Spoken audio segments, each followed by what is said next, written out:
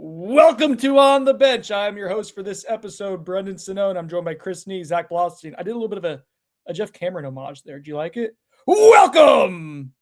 No? You didn't do it that well. That was the best that's all I got. Few can replicate what he does. Anyways, welcome to OTB. Happy Merry Christmas, almost, guys. Happy holidays in general. What, Chris? Happy Merry Christmas. A lot of work put in there. Our sponsors for this episode, starting off Chattanooga Whiskey, crushing it in the craft distillery game. 'Tis the season, fireplace weather. Get a little nice nip, a little bourbon, pour in your glass, enjoy, spend time with family, relax, read a book, whatever you want to do it with Chattanooga Whiskey next to you. Do it responsibly, of course. Chattanooga Whiskey has awesome selection of baseline bourbons, ryes. Then you get into some of their single barrel stuff like the wheat I just had there. Awesome. They have experimental stuff, really cool as well. Zach just got into the maple syrup cask finish. Sounds delightful. All over the place. You can find them. They're so good. Chattanooga Whiskey, crushing it in the craft distillery game. After you have a pour or two, feel like buying a house, who should you reach out to, guys? Colin Turner and the Turner Group. Chris is trying to be contrarian right now. I can feel it already. I can feel it down in my plums. Sorry, Colin. Colin, Amy Turner of the Turner Group. Awesome people. Work really hard in the home buying, home selling process. Very well connected throughout the state of Florida. They're centralized in Central Florida. Sorry, Colin. But they can help you get where you want to go throughout the entire state. Well equipped to do so. Just ask Zach. He can attest to it. Once you get past the holiday season here and start looking to move literally, they can help you get there. So the Turner Group, Colin, Amy Turner, thumbs up. All right, guys, there's a lot that's happened since the last time we've all been together. It's all been wonderful news, right? It's all been really good stuff. So let's get in. What, Zach? Don't shake Stop your being head. sarcastic. Well, on a positive note. You need to watch your tone, too. On a positive note here, I just being too emotional. On a positive note, Florida State has completed its coaching staff. So we know what it's going to look like for the 2026 season. Deep sigh of relief there is that the search is done. We don't have to worry about chasing that stuff anymore. That's good. And one familiar name for us that we'll be covering still on staff and a new name.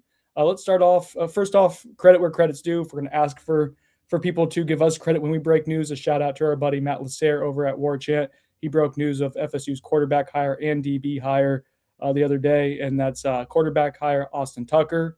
All right, so let's talk about him real quick. I like Austin. Well, we've dealt with him for how many years now? He's been on staff. Has he been here since the beginning? Yeah, so long overdue. Someone who's been considered someone who could be on field at other programs, has kind of waited his time here at Florida State. Has worked with quarterbacks, has worked with wide receivers, and he gets promoted to the quarterback coach to replace Tony Tokars, who went to Buffalo. So Austin Tucker gets his chance. Thoughts? What's the background on Austin, guys? I mean, Austin's a good guy. He works really hard. He does recruit effectively. He's a guy that's always been brought up by us as someone who works really hard in the recruiting department. Always got Alabama kids in, usually got younger kids in. Just did a good job of building relationships and trying to hand it off to people that are supposed to close it, both positional coaches and people in the front office. As a coach, I mean, he's a jack of all trades. He's been an offensive coordinator at the high school ranks. He's worked with quarterbacks, running backs, wide receivers here at FSU. He worked with wide receivers before he came to FSU. He's very familiar with Mike Norvell, having worked with him previously at Memphis prior to the entirety of his time at Florida State. As far as the promotion, I'm not trying to be demeaning with this. It's a promotion and title, which he deserves. Like, he's earned that. I don't think his role with the quarterbacks is going to be anything dramatic. The quarterbacks under Gus Malzahn are coached by Gus Malzahn. I mean, Gus Malzahn cut off Tony Tokars' legs last year when he got hired. I don't think suddenly that, like, Austin's going to be handed that position group and told to run with it. He's going to have a role. He's going to work with him in the film room. He's obviously going to work with him on the practice field. But ultimately, that room is molded by Gus Malzahn. Yeah, but from a recruiting standpoint, Gus doesn't really get involved. So that does kind of fall on the quarterback coach to handle that. I think Austin has kind of been on staff in state in Tallahassee for the hopes of getting on field for Mike Norvell. I mean, he was on field, I believe, I forget where, North Alabama, I want to say. That sounds right. Yeah. Before.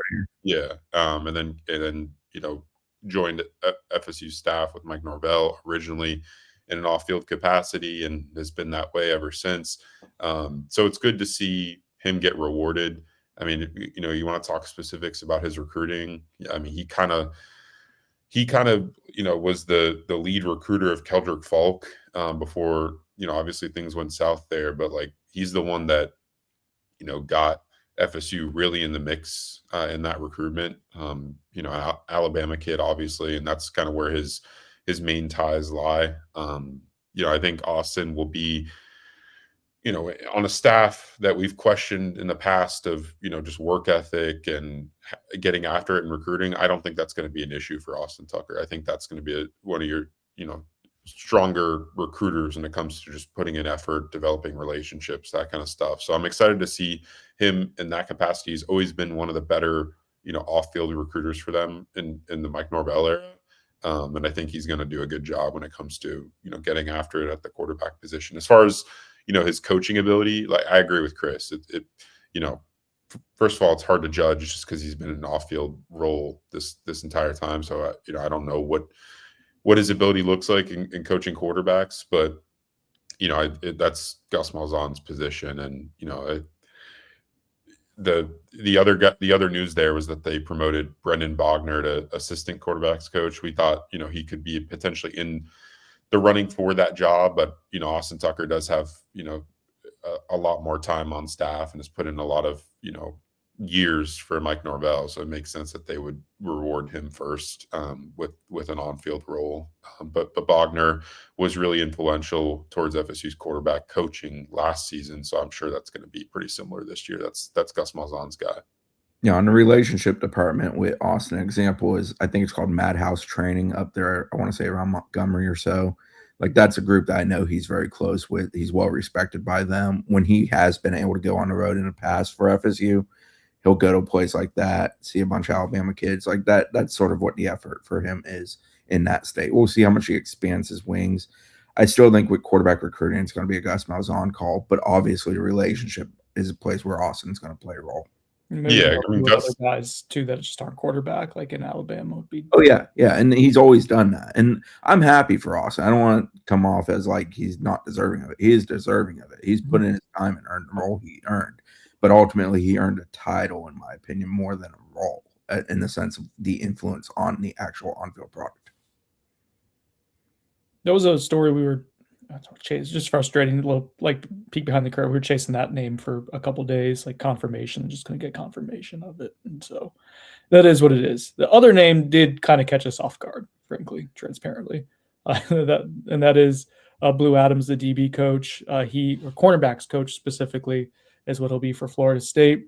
He was previously at Michigan State, was not currently employed because that whole staff in transition there, and had worked at Oregon State for a while before then too. So that's your cornerbacks hire. Well documented that was there was a little bit of turbulence, I guess, before then with the Brandon Harris. What's the right word for it? Almost hire. Yeah, sure. That's agent doing an effective job of getting his employee his client a good employment agreement at a place with stability.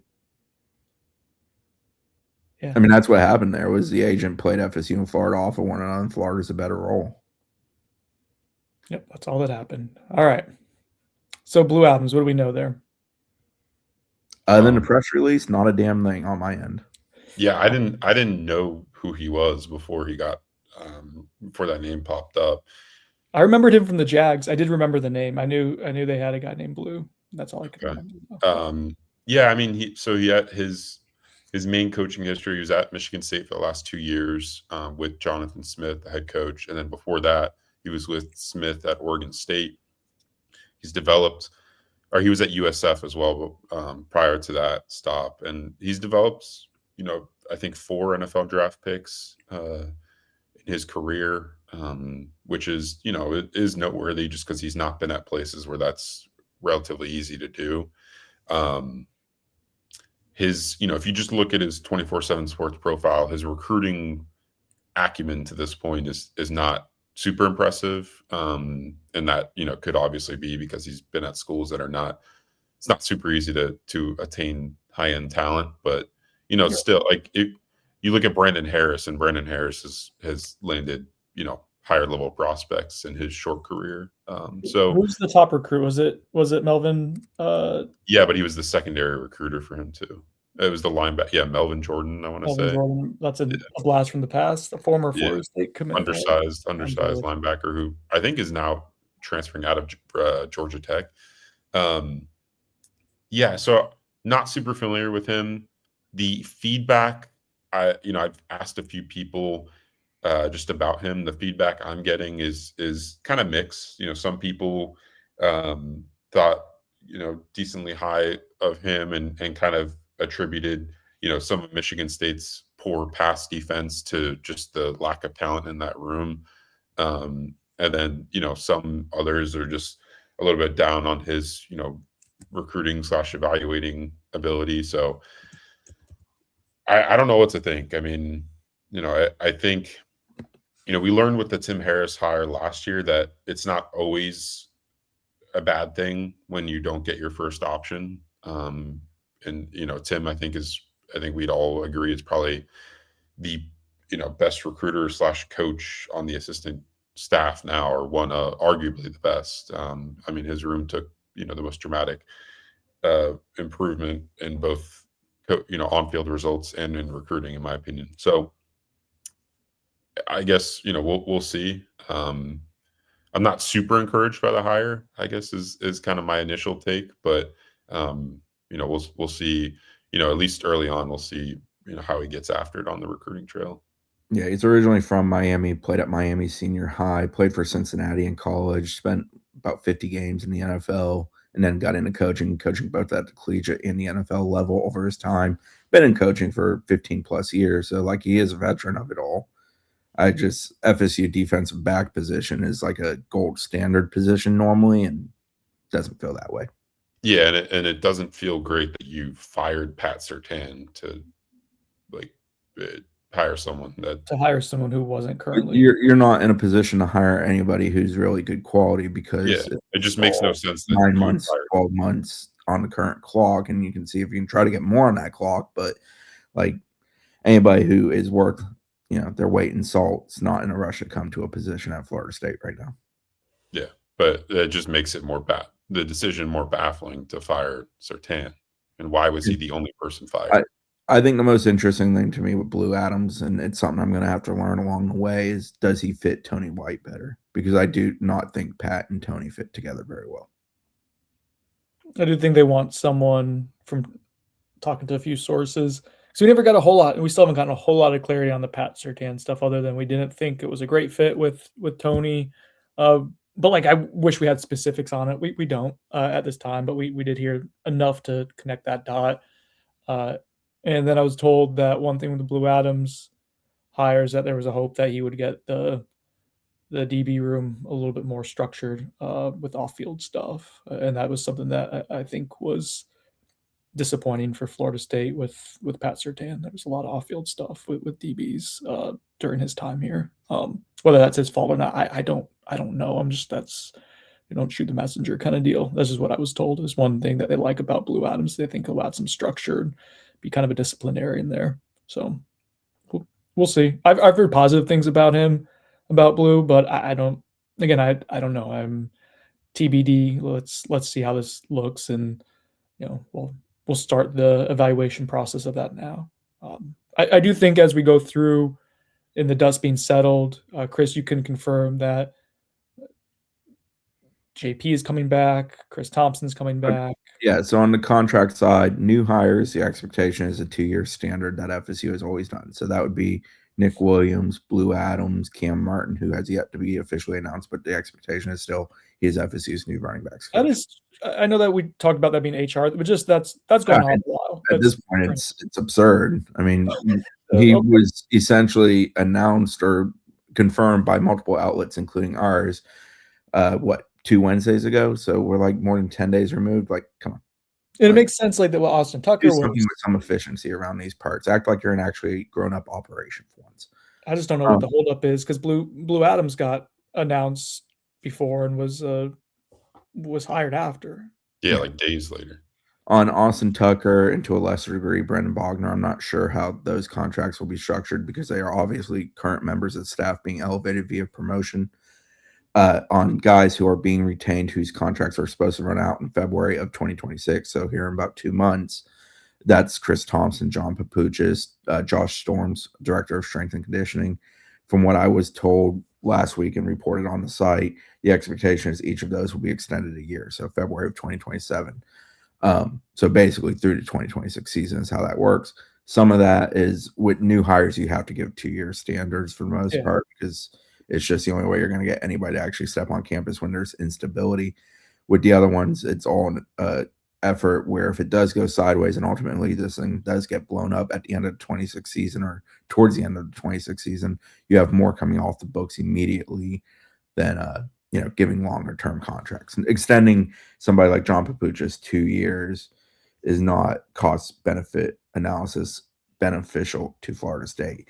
Now, ultimately, those guys' contracts are not signed, to my knowledge. Chris Thompson, John Papuchis, Josh Storms, they have been presented to them and their agents to review and whatnot. But the goal is 1 year. Do we know if compensation will change? No, I don't have financials on any of the new hires or those. I've requested multiple contracts, both of the new hires and those existing hires. They've not been fulfilled. It's December. A lot of the kind of people already out of office. That's always a bit of a slog this time of year. Okay. All right. And I think something noteworthy with the 1 year. Oh, sorry. I think I'm lagging a little bit. Yeah, you are. Let's let it catch up for a second. You're lagging like we're playing, like you're not a host on CFB 26. Yeah, by the way, as it catches up, Zach and I played an epic playoff game, Chris. He won by 2, but it was a doozy of a game. Yeah, it was fun. That was the best Brendan's played in a while. He's never beat a user, like another user in our league besides one other guy, Aaron. No, I beat Adam before. You did? Yeah, twice, I think. Wow. No, but not in the league. Right? Oh no, just once. In the league. I beat him before, once in the league, and then I would have beaten him the other time. It was the heard around the world when he called a holding penalty when we're not allowed to call holding penalties. Yeah, and you wiped the touchdown off the board for him with the. You're the only person who thinks that's okay. You're definitely biased. You're definitely biased. You would have been mad about it too. That's not the now point. I forgot what I was going to say. Oh, the 1 year contract thing. I think so. We always talk about how Mike Norvell prefers to have his coaches that he maybe doesn't want to retain end up elsewhere. I think I've kind of heard some pushback on that, and I don't know what to think there. But what does make sense is that when these coaches that are on staff are offered a 1 year extension instead of a multi-year extension like they have been in the past. I think that gives them more reason to look elsewhere for more term, which is, I think, what Yak did, David Johnson at Arkansas. Yeah. I think that's what Tony Tokars did. I do think that you might not say it's a direct way of Norvell like pushing those guys out, because there are going to be people that continue to work for him that are on a 1 year deal, like you're saying. But I do think that that's kind of a less, I guess, on the nose way of telling some of those guys like, hey, maybe look elsewhere. Yeah, the writing is on the wall with it. For example, Yak, I believe, got 2 years, $550K per year at Arkansas. I think is the terms I saw. Which was less than he was making at Florida State, is what you're saying? Yeah, but it's still good money, and it's further guaranteed than you're currently going to have. And you're resetting the clock. Yes, that's the big one. So I have mixed feelings on this. From a business perspective, I think it makes a ton of sense. So we've talked about this before, I think, of investing in the things around the coaching staff at this point, not investing into the coaching staff just because it is, right? And so investing in bricks and mortar, right? Investing in the roster, investing in the front office staff. And I think that's what they're doing. So I think from a front office or from a business perspective, it makes sense. I'm like thumbs up. I get the rationale of that. From a perspective of like wanting to see the football program do well every year and just where I can look at the fan perspective of it, doesn't feel great that you're like there's a lot of narrative about them punting. Like I don't think they're setting up the staff to be super successful based on this, but it feels like you're just kind of holding serve based on what the last few years have been. And I don't know if I'm articulating it particularly well. I know it's my job to. I'm better on paper than on podcast. I'm sorry. I think the ability to go and do what you would like to see them do, what would be a good visual, a good like broadcasting of a message, I think would be very expensive currently because you're in a 2-year trend of being very bad with a head coach who's walking into his next season on the hot seat. Yes, you don't want to. So to go in, so this was a potential opportunity. Like I think the level of going into any off season is optimism, right? 'Cause it's a potential for a fresh start or some change, some kind of movement to better yourself as a program. And through the actions or inactions of the retention of Mike Norvell and then the rest of the coaching staff, you're basically showing like that's not where you're throwing your investments into. You're not moving on from coaches who you really want to move on from based on different sourcing. You're not going and attracting the elite type of coaches that would require multi-year deals to give you the jolt of energy, the instant like credibility and jolt of energy that you would want on the recruiting trail, credibility amongst players. That's not to say that the ones that they've hired can't work out, right? But there's elements of like, okay, some of these hires seem like they'll be helpful. Others you're like, okay, this doesn't really ring true of it being a all-in type of operation right now in regards to the football staff. But again, I'm talking in circles. It makes sense to me. I understand why. Yet that still it feels a little frustrating as well because of the opportunity to enhance, to improve. Doesn't feel like you went and maximized that, but I get why. I think that's an easier thing to do after 1 year of stumbling. Kendall Briles for Willie Taggart after year one. Gus Malzahn, Tony White for Mike. Gus Malzahn, Tony White. Then after 2 successive years of it, I don't think any coach. It doesn't make sense for any coach to come to FSU who is on an upward trajectory right now. And that's not to say Cam Martin isn't, and that Blue Adams isn't capable of that. It's more so Cam Martin's coming because there's a distinct relationship with one of the people he's going to be working with. Blue Adams is coming because he was unemployed. Yeah, I think Cam Martin would have taken the Auburn job if that was presented to him too, right? Because the clock would have been reset. Sort of an is what it is situation, but what it is instability and the concern that you may not have a job in another 9 to 12 months. Do we want to talk about the GM? The GM, what's happening there? So that is the storyline that remains here in the offseason before the transfer portal. And we'll get into that in a little bit as well. But the GM hire, and we've been calling it the GM hire, guys. Like I wonder what the title is going to be. Let's start off with that, Chris, as a clarification point. So, like for example, I forget the person's name, the Auburn GM. Will Redmond. Thank you. So I was told that when he spoke with FSU, and it wasn't described as an interview necessarily, but when he had conversations with FSU, the role he was sort of talking to him about was replacing D-Ray. And that has traditionally been viewed as GM in FSU's current structure. FSU, the person I spoke to told this to me, who would know, did not say that role is essentially what they are trying to hire, that there's a role above that. So like, obviously there's what the true responsibilities of what D-Ray was supposed to do here is what they're trying to replace there, but they are trying to hire somebody above that who's more the person in charge of the entire structure, both of scouting, evaluation, and acquisition / financials of it all. Specific to that role, Brian Sanders is a name that we've brought up a lot. I've been told that he has been in regular communication with FSU throughout this, but it's unlikely that he is a hire, more so that because he is a guy who has FSU ties and obviously a great deal of experience in that world, has been providing some insight to FSU and helping him along in this process. Not to say it's a certainty he won't be hired because it hasn't been described that way to me, but I was told he's unlikely. He likes his current role with the Jaguars. He's also well invested in the NFL, and I think in that regard, they're talking pension. Essentially that he's well along the path of a good pension from the NFL and likely to stay for that reason. I also was told that the hope is, again, to make a hire sometime this week.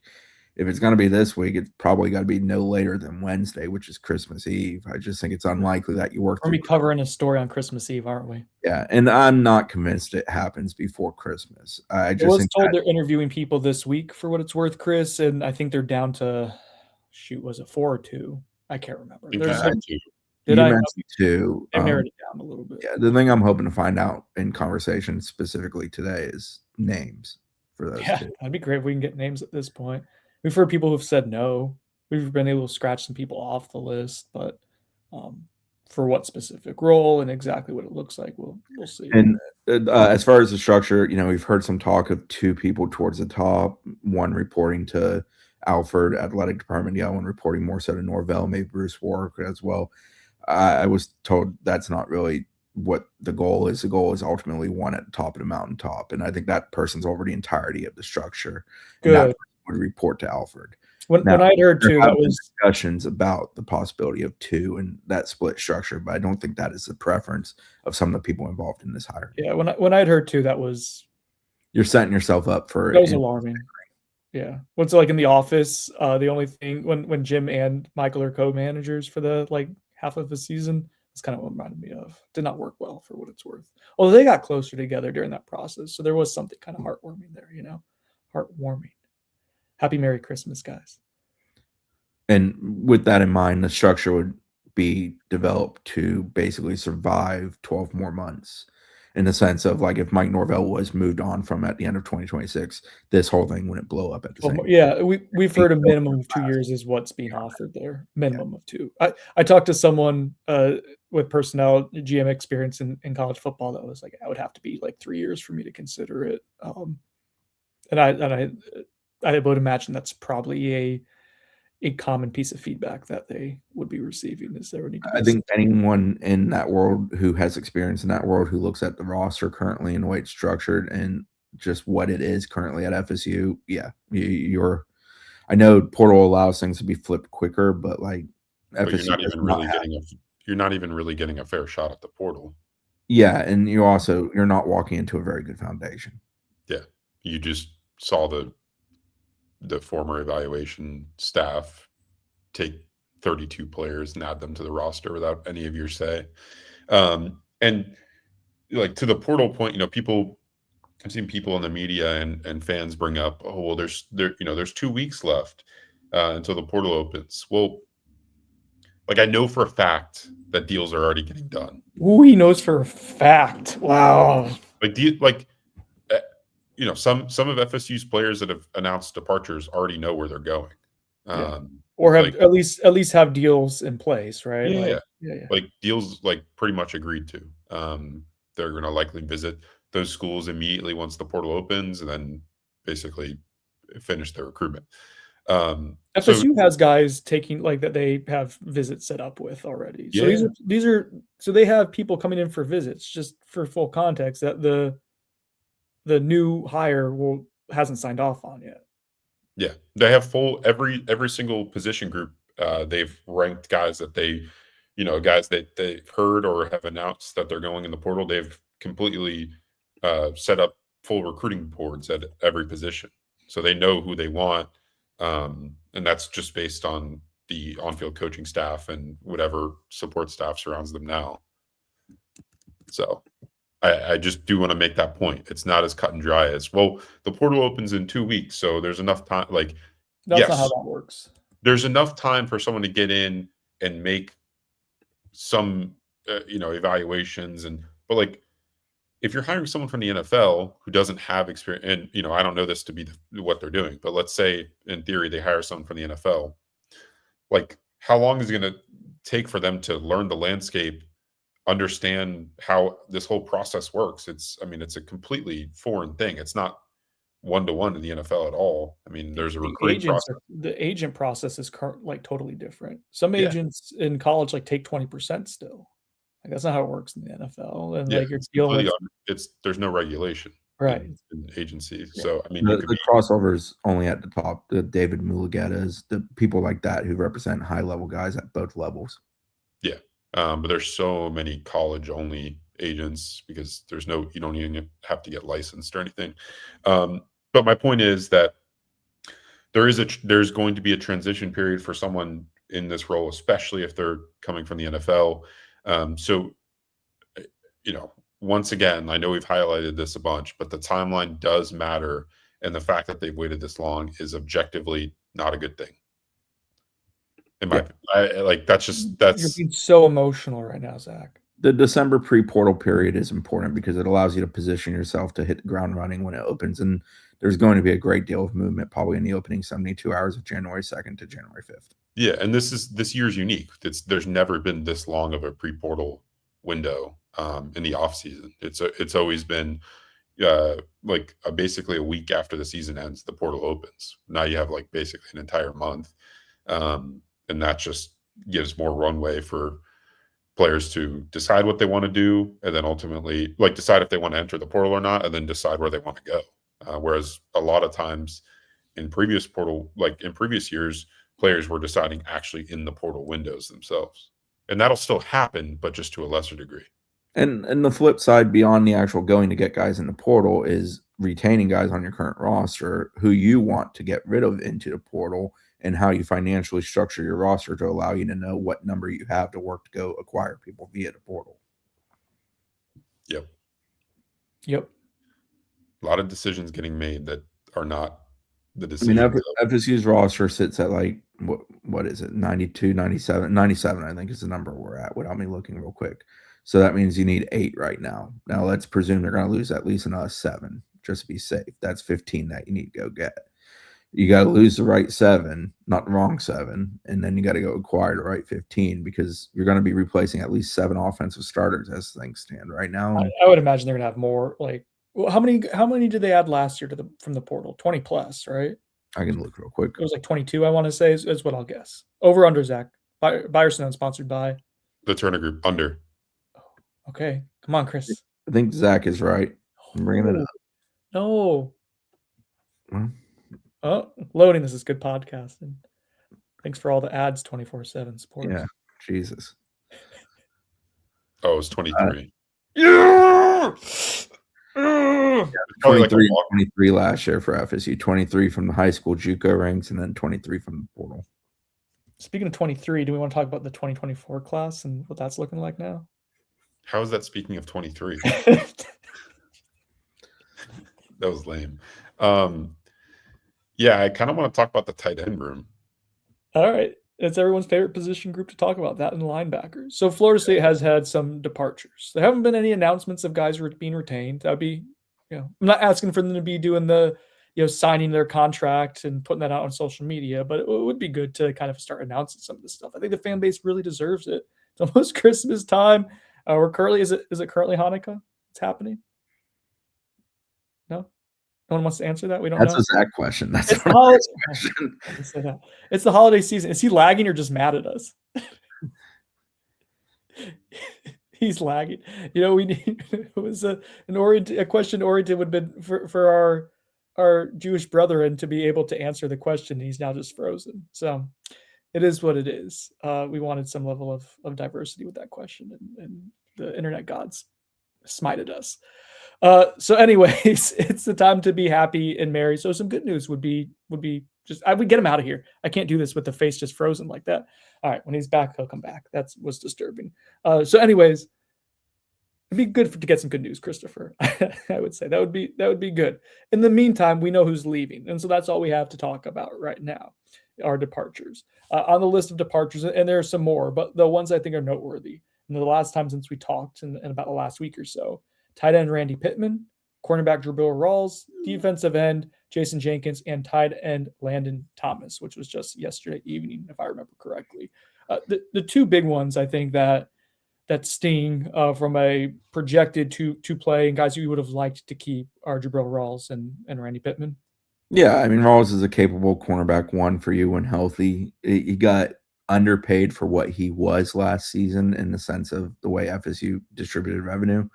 I think he's trying to make up for some of that on this end with how much he wants. It's a big price tag. I sort of understand the dollars and cents of it all, but I don't know that you're going to get similar replacement value personally. Plus, that's a position where, I don't know who's next for them at that position. I mean, with Jabril Rawls out the door, that would basically mean at corner, Quindarius Jones, and then somebody of that Charles Lester, Ricky Knight, Jamari Howard group would be. No, Shamar Shamar. Yeah, that's who they would tell you, I think. Yeah. Okay. So Shamar and Quindarius is your 1 and your 2. And then your backups is of that trio, which I still think they may lose one or two of that trio before it's all said and done via the portal. Yeah, I would imagine. I would 'Cause- imagine so. Yeah, as you referenced earlier in talking about Pat and the immaturity of that room, I think that's where some of that is bred. But yeah, I mean, that but whole like, group- Shamar is like a starting corner for you. Like, I understood he played a lot of reps this year, and they elevated him to that. They elevated him to that out of necessity, not because he was suddenly just better than anybody else in that room. That room wasn't very good this year at all. No, it was not good. It was disappointing all across the board, other than Jabril Rawls. Right. Welcome back, Zach. So is Hanukkah still ongoing? Yes, I believe so. Okay, thank you. There we could have avoided a lot of just awkwardness if your internet decided to.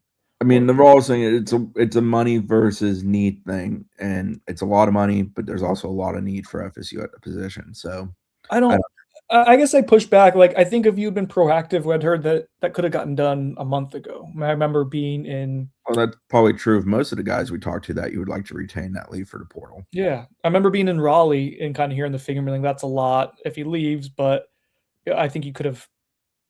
I think you could have worked through it and gotten him to stay at a. It would have been expensive, but like, what's the cost going to be to go and get someone comparable? That's the question. That is the question. Like, you had the knowledge of who he was. Now you have to go in the portal and try and find a replacement. And there's no guarantee that that's going to be a cheaper endeavor than to retain him. I know that, the figure is high. I don't know if we talked about it, but it's around $800,000. Kentucky is the rumored school to be heavily involved there early on.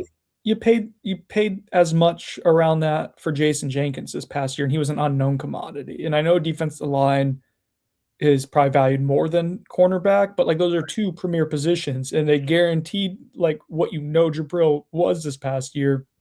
I don't know if it makes a ton of sense for me. There's a level of I think it's like I know that they're working that they want to try to get Jabril and Randy Pittman back. With Jabril, I've been led to believe that it might be too little, too late there. It would be nice if there were some positions where you could go Sharpie with FSU and say, this is a guy that we can definitely rely upon and we know he's going to be good. And there's not a whole lot of those. If Deuce Robinson returns, he would be one of those. Earl Little, if he returns, I think he would be viewed as one of those because of Tony White's. Tony White was Earl Little. Come on.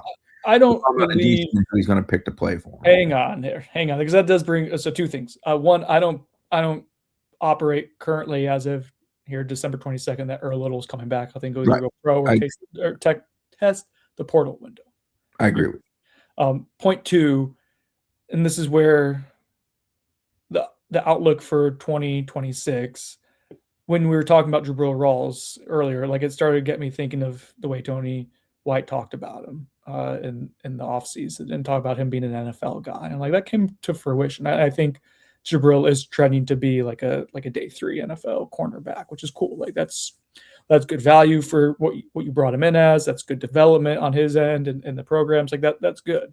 But other guys he spoke really highly of, and the staff on defense spoke really highly of, like haven't come to fruition. Earl Little was one. Like him, Tony's White, he's him. Like Earl had good moments and he had a lot of bad moments this year. He was him against Alabama. He was. And then throughout the rest of the year, it was just, there was so hit or miss with him from just a tackling standpoint. Just the biggest miss by far by the staff is the linebacker room. So we'll get it, but like real quick, Jason Jenkins was the guy they were talking about being an NFL body. And that was, I know that there was the caveat of the injury that we can't dismiss. That doesn't allow you to, you're spending your whole offseason rehabbing instead of progressing, right? So we just, that wasn't a fair shake for him, but the results are the results. James Williams was being discussed by Terrence Knighton as, if he does what they think he's going to do, being an NFL guy, like that, he regressed. And so if you want to talk about linebackers there, Zach, but like I'm pointing out, those are multiple guys that they spoke of in terms of being NFL players. And I think one of them right now you could say is probably an NFL guy. So 1 for 4 is not great, I guess. I mean, transparent. Linebackers, though, you weren't thrilled with either. Yeah, I mean, because they talked about that room as like the best room on on the defense. We feel The most really solid, good. I think, the most Yeah. reliable. Yeah, they proved to be the most unreliable, especially Yeah, in pass coverage. Yeah, I mean, with the retention stuff, like, I think we can talk about, hey, they should have paid this, but there's also the factor of what this situation is. And I don't fault players for looking elsewhere, and it's not just 100% a money decision. I don't think it was for Randy Pittman specifically. I think more so for Jarrell Rawls.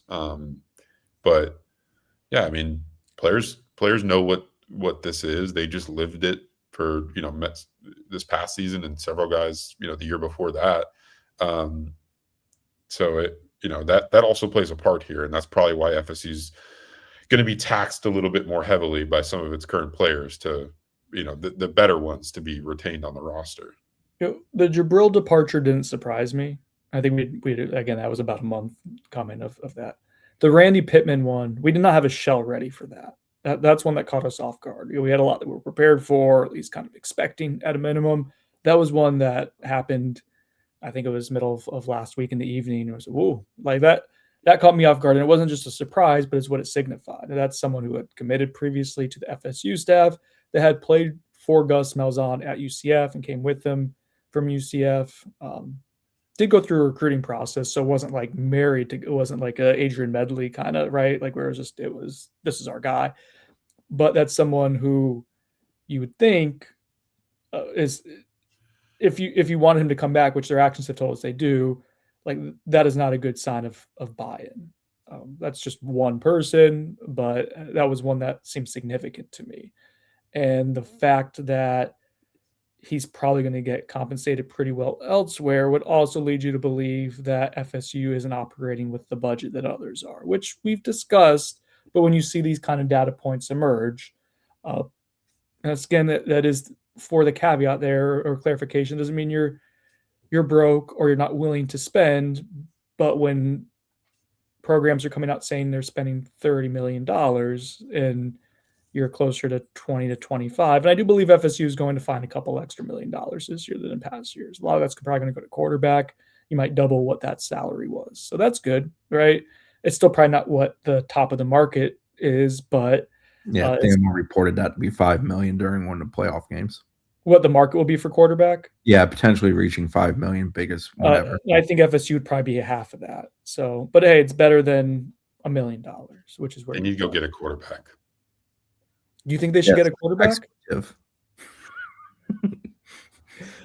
Point being is, I think that's a canary in the coal mine, a turd in the punch bowl, whatever analogy you want to use. It is a indicator of that's not a great development. Again, it's just one player. Just like Bryden Harris was just one develop. Like these are all like little tiny microcosms that become macrocosms. Death by 1,000 paper cuts. That's where we're living. Right now. Doesn't mean you can't get him back, but that is a data point for us. I know people don't like when I say data point. Landon Thomas is another tight end that leaves. Fine. Like, okay. His lack of development in 2 years was disgraceful. Yeah, I didn't love his just setup necessarily. That's fine. I hope he does well wherever he goes. I didn't think that was someone you needed to commit to. You probably spent a good amount to get him initially. I think more so as you look at that 20, and I know, Zach, you want to talk about the tight end room in general. Real quick, though, big picture, that 2024 recruiting class, I think with Landon Thomas gone, that's now, if you look at the composite of what that group was, and this was, again, the highest ranked prep class under Mike Norvell. This is what the 2023, this is what coming off the heels of the 2022 and 2023 seasons, what this was supposed to buy you. You go ahead and you lose 4 out of your top 5 already from the composite there. And I think 11 out of 23 are gone at this point. I'd imagine that goes over more than 50% by the time the portal window is closed in January. There's other guys in that list who are probably on the fence, very much so. Ricky Knight currently suspended, or had been, I shouldn't say currently, he had been suspended to end the year. There's guys in that class that could fit that mold, that criteria. So, yeah, that's not fantastic news. Yeah. Well, you look at the tight end room and you basically lose your top 3 contributors from a season ago, right? Marcus and Douglas runs out of eligibility. You got Randy Pittman as your top guy leaving the program, and then Landon Thomas was also in that rotation. So, I mean, it's looking more and more like they're probably going to have to move Amari Williams back to tight end. No, well, so I want to properly attribute Mike Norvell was on ESPN radio in, I think it was ESPN West Palm. West Palm. All right, thank you, Chris. And that was the day Randy left, but obviously that was like, I think he did that the day of Randy left, and Randy left that evening. But like, I think that had been a few days, in the making at that point. And he talked about Amari sticking on defense for what it's worth. Okay. So it's Chase Lofton and then the two freshmen you brought in. Nice. I mean, they really like Chase Lofton, but he's also was hurt for most. He had a nagging hamstring injury his freshman year. Was going to be more of a wide receiver just to kind of get him on the field, which kind of speaks to like not being. You're gonna have to go get one tight end, if not two. Yeah, I think Lofton's viewed as more of a flex guy. I think is the best way of describing him, which is why they could use him at receiver. Not that he's incapable of blocking. I don't want it to come off that way. Just more so that he's athletic enough to be spread out a little bit. I think they like the idea of him doing that kind of stuff. The issue is he's not ready to be an inline blocker yet. Yeah, which is for fine. a team that likes to use tight ends a lot, and Pittman, for example, was more of an H-back than even a tight end at times. But a lot of it's blocking and them fitting into that part of the game. They don't have a guy currently on the roster who I would describe as a capable blocker, because basically you're talking about Lofton, Tiller, and Fordham. So you got two guys coming out of high school ranks who will just be arriving here, both of whom, neither of which is built probably be a high-level blocker out of the gate. And then, Chase, who's more of a flex type of guy. So that to me is like, it's weird. Like Biscuit leaving feels like a non-factor, but he was used as a blocker. Pittman, while he wasn't always a great blocker, there were times where he was a very high-level blocker, and he certainly brought a certain attitude to the position that I think it lacks from a physical want to. I have a hot take. Go ahead.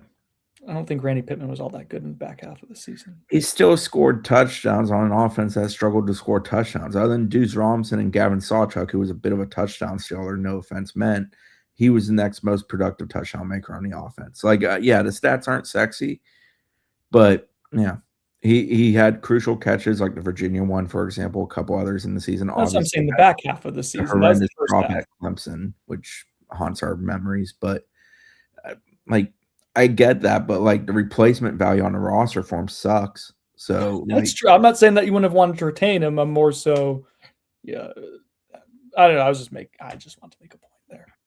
Yeah, I see the sentiment like, oh well, they weren't that like great for us like this past year. Like it's fine to lose them or whatever. Like he wasn't that good in the back half of the season. I'm like, what do you think the replacement option is going to be? Like, I mean, a lot of people want Kevin Sperry as the quarterback right now, and I don't know, guys. Like that'd be cool, but Tommy Castellanos wasn't great in the back half of the season either, and we didn't get to see a whole lot of Kevin Sperry. Like, what makes you think that that's going to be the answer for you? I know they like him, but that's the thing is like the same people saying they like him have also liked Tommy Castellanos and like KJ Jefferson and like DJ Uiagalelei. Like the level of there needs to be a level of trust that's re-earned with the fan base when it comes to the coaching staff's ability to value. And that's all like fronts. It's the defensive side of the ball too. Like we talk about the defensive line transfers they brought in, like almost all of them, other than Deonta McCray, they were all underperformed relative to expectations and salary you paid for them.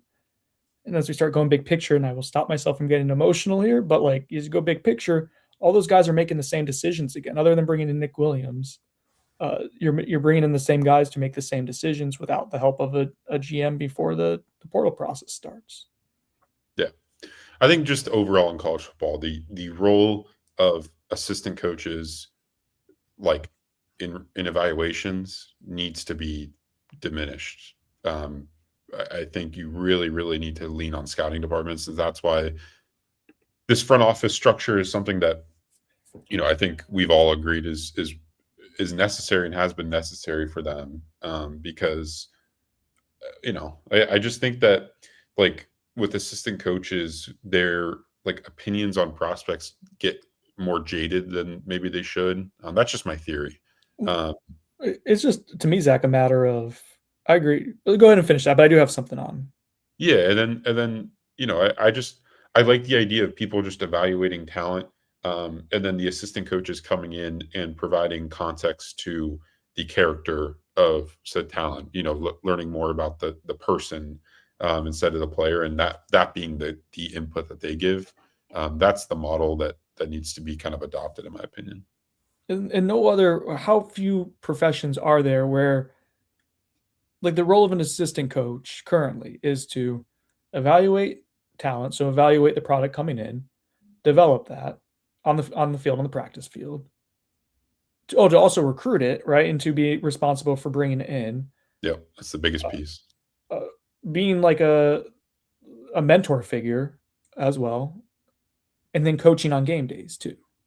I mean, those are all individual skill sets, and you can have a couple of them, but how many have all of those at a high level? It's just, and that's just not a reasonable expectation for someone to be good at every single thing, right? Like, it's just that we're all going to have strengths and weaknesses, and that's not how it runs at the NFL at the highest level, because it's not, again, it's not a realistic, it's not an efficient operation for sure. It's not a realistic expectation of someone to be able to do either. We've talked about that for years too. That's why I am encouraged that Florida State is moving into that direction, to go ahead and do that. It just, we're caught in this weird limbo where it doesn't feel like it's making a big impact for immediate dividends, and so the optimism that you're trying to pour into that, the belief to look at the future, to give you some glimmer of hope, gets kicked further down the road to where that evaluation process will make a change, an impact.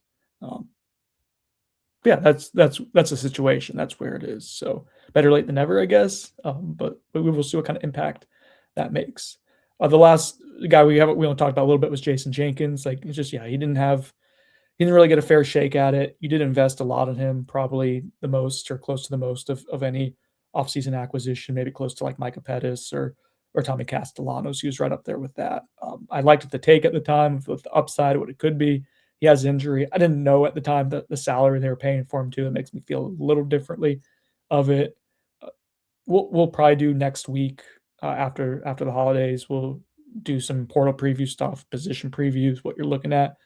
But you have to hit whoever you add in the defensive line. We're expecting multiple guys. You have to hit on those at a much higher rate this year. You just gotta. Yeah, you need to bring in. I think their biggest emphasis is pass rush, because that was basically non-existent. You could not organically produce that at all last season, pretty much, especially from the edge. So I think that's going to be a huge point of emphasis. It was in the high school ranks. They brought in 5 players that project to play on the edge for them, and then on the interior, I mean, you have the Desirs coming back. You're hoping that Kevin Wynn takes the next step, but you need other bodies there. I think 2 makes sense, just with the rest of the needs on the roster. But I would not hate if they brought in more. They did just bring in a huge high school signing class, but I would not project those interior guys to be immediate contributors. But who knows? I didn't do that with the Desirs either, and they were able to play right away. They're facing some very expensive needs in the portal.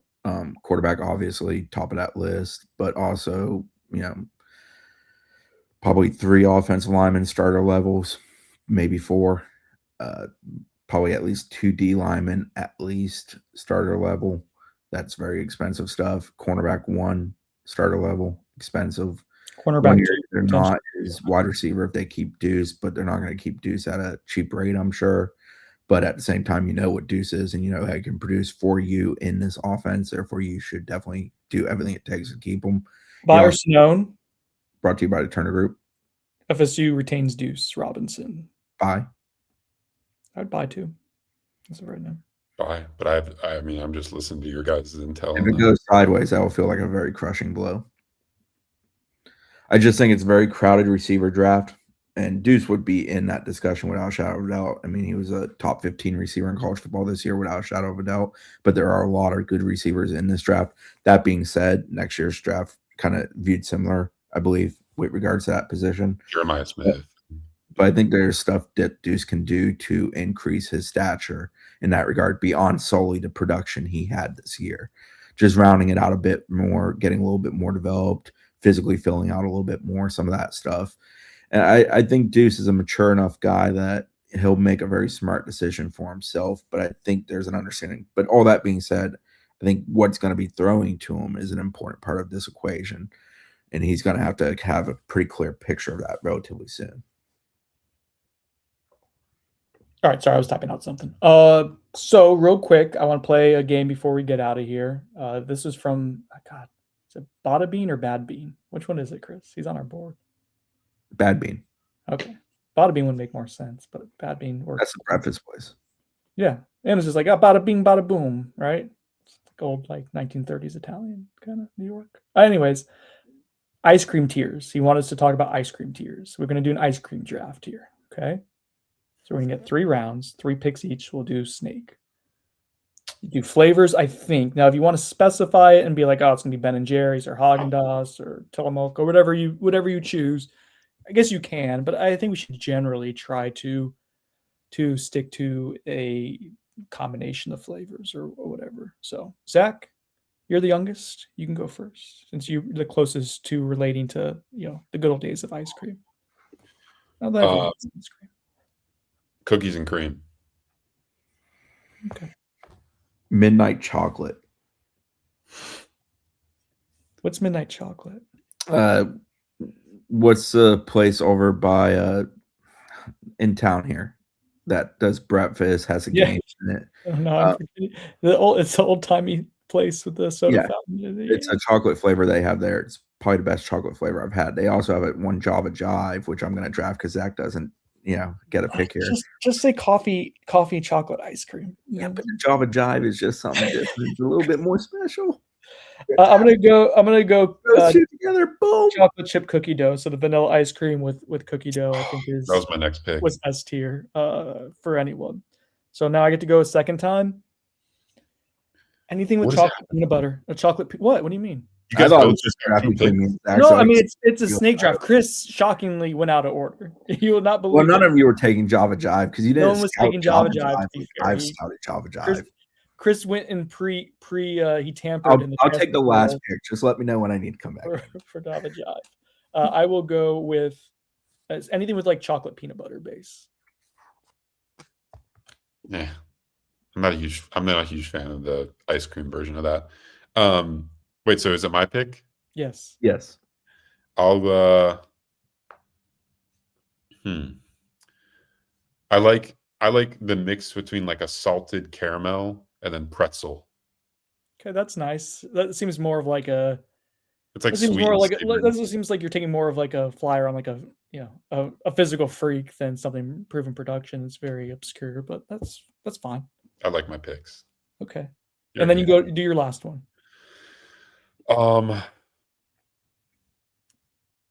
guess I'll go. I don't even really like it that much, but I know it's like going to be popular. So mint chocolate chip. I felt like one of us was going to have to pick it just because of the popularity. It's fine. I'm fine with it, but as I've gotten older, I've gotten away from it.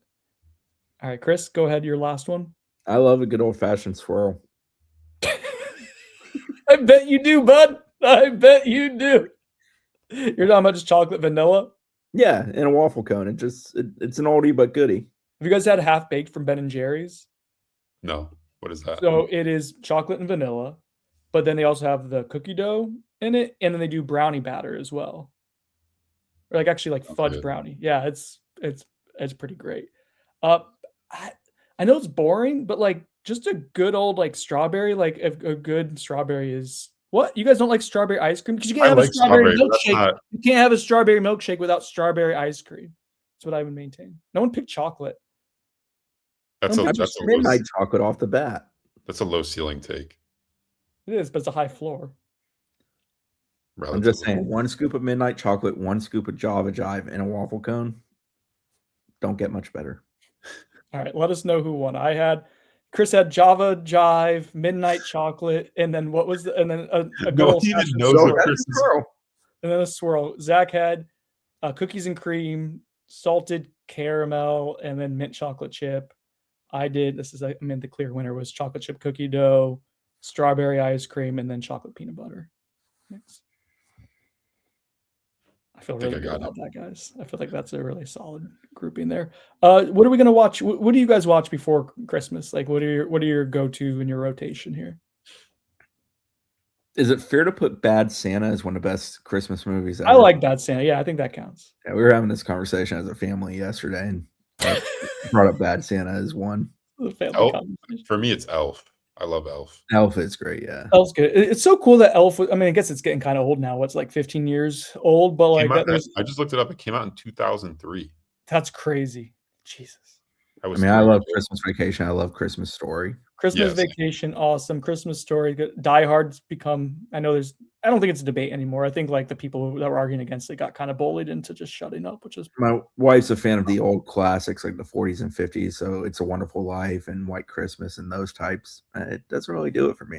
I'm just It's not a a fan. Wonderful Life. I feel like ahead of its time. I like it. What about Santa Claus? I think that's just got 90s nostalgia, coziness to it all over. I haven't Also, watched that in forever. Santa Claus. I didn't learn this till like 3 or 4 years ago. Santa Claus, like it's spelled like a clause in the contract. I didn't over my head. I didn't get it. And Krampus. We love Krampus as well. I've never seen Krampus. It's Same. so good. It's such a good campy horror movie. Not scary particularly, but creepy. There's good acting in it. Adam Scott, not Leone. Who's the woman from Hereditary? I don't know the actors, but that is a good movie. You know, Little Miss Sunshine, Hereditary. Know what I'm talking about? Yes. Her.